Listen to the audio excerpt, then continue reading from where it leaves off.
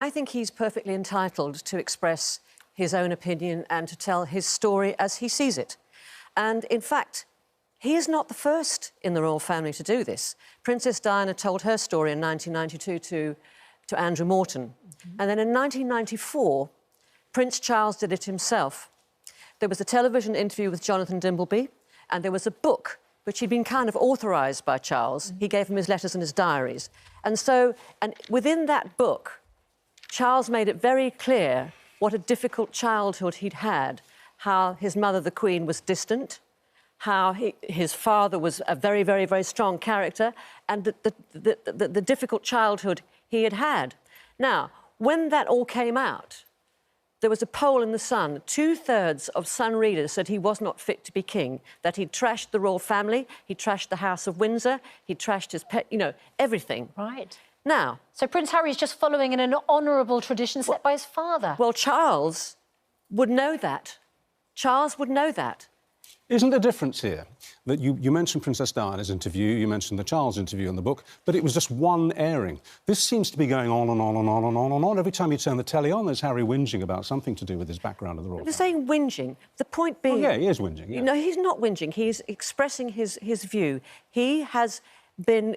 and you heard him say there, it's the leaking and the lack of support, the leaking from the palace via a very complicit media.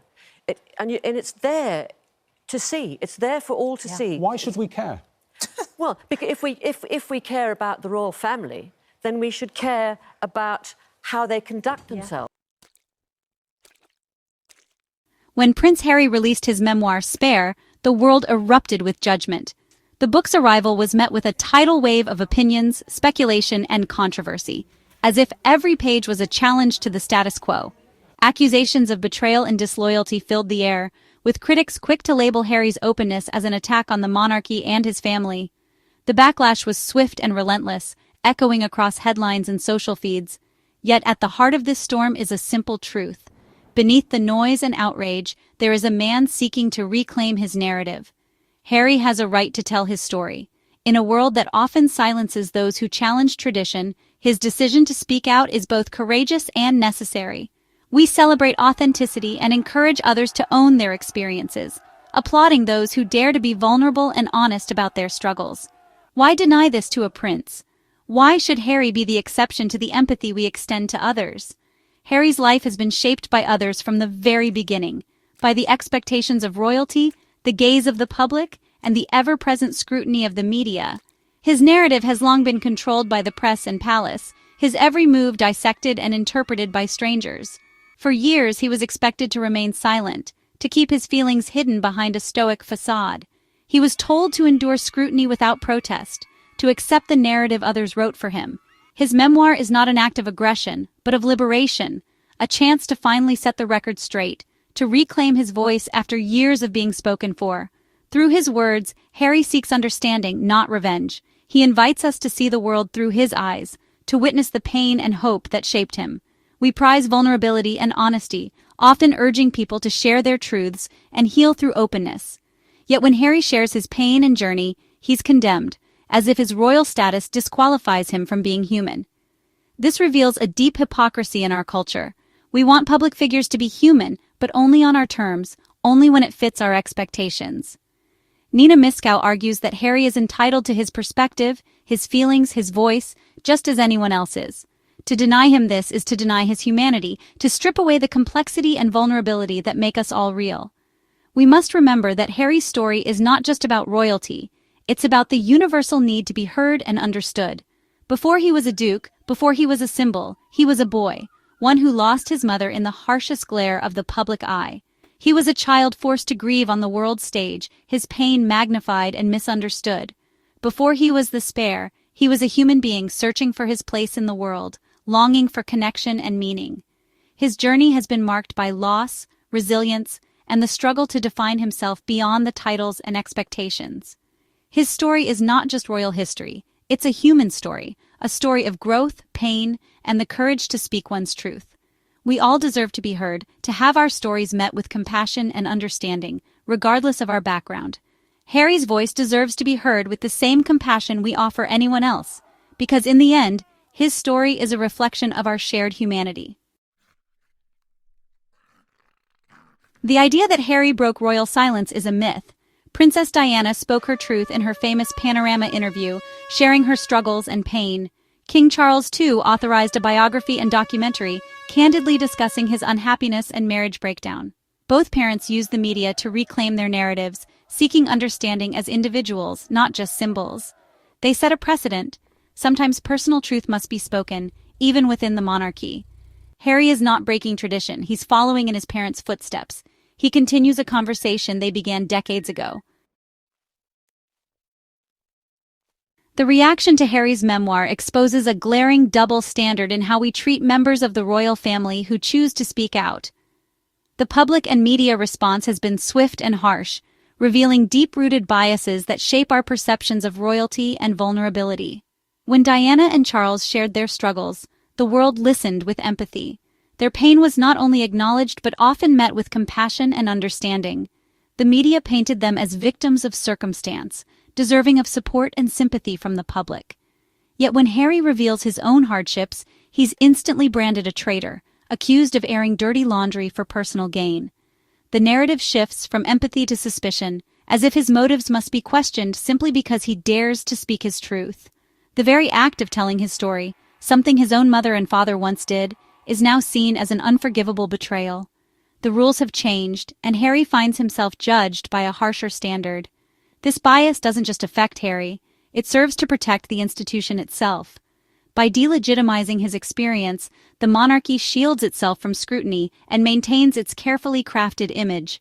It's far easier to blame one man for rocking the boat than to question the system that created the storm. Harry becomes a convenient scapegoat, isolated and targeted for daring to challenge the status quo. The relentless criticism of Harry is a distraction from the real issues at play: mental health struggles, relentless media intrusion, and the lack of genuine support for those inside the royal bubble. These are the conversations we should be having. We claim to value honesty and vulnerability, yet when Harry opens up, we demand he remain silent. The contradiction is stark. We want openness, but only on our terms. He's held to an impossible standard, expected to uphold a fairy tale that never truly existed. For breaking the illusion, he's punished and cast out, as if honesty itself is the greatest sin. The condemnation Harry faces isn't just about his words. It's about preserving the monarchy's image at any cost, even if it means sacrificing one of their own to maintain the myth. To understand Harry's memoir, we must remember the boy forced to walk behind his mother's coffin, told to hide his grief. That trauma marked the start of a lifetime of repressed pain. Labeled the spare, Harry's worth was always secondary, a deep psychological wound. His memoir is a cry against being seen as an accessory, not a person. The press magnified his mistakes, turning him into a caricature. The palace rarely protected him. He felt exposed and used. His public identity became a prison. His memoir is not about airing secrets, but reclaiming his voice after years of being silenced. It's a testament to survival and a search for healing. This is the story of a man finally allowed to mourn and define himself. Framing Harry's memoir as an attack on the monarchy misses the point entirely. It's easy to see headlines and controversy, but beneath the surface, there's a much deeper story unfolding. The memoir is not a weapon. It is an explanation, a deeply personal account of reclaiming his life and voice after years of feeling unheard and unseen within the royal institution. It's a declaration of independence from the silent, smiling role that was forced upon him since childhood, a role that demanded he suppress his true feelings and experiences for the sake of tradition. Harry could have revealed far more damaging secrets about the inner workings of the royal family, but instead, he chose to share his emotional truth, his struggles, his pain, and his hopes for a better future. He holds up a mirror to the system, not to destroy it, but to ask for acknowledgement, understanding, and meaningful change for those who come after him. For years, others told his story, shaping his image, defining his narrative. Now, for the first time, he takes center stage, determined to speak for himself. He refuses to be a caricature or a tabloid headline any longer. He is more than the labels assigned to him. This is about freedom. The freedom to live authentically, to protect his family from relentless scrutiny, and to define himself on his own terms, not by royal protocol. It's not a rejection of family, but a rejection of a contract that demands silence and self-sacrifice in exchange for a title and public approval. Harry chooses his well-being, his mental health, and his family's happiness over an impossible sacrifice that would have cost him everything. In the end, it's a necessary step toward a life of his own making, a life where he can finally be true to himself and to those he loves. We champion owning your story everywhere, except, it seems, for Prince Harry. He's condemned for doing what we praise in others, reclaiming his narrative. For decades, his life was public property, his pain a headline. The institution, he felt, was complicit in this exposure. His memoir is an act of self-defense, a chance to counter years of being silenced. To deny him this right is to value the institution's image over individual truth. Harry's story is about the universal need to be seen and heard. By writing, he claims his future as well as his past. True healing begins with honesty, not silence.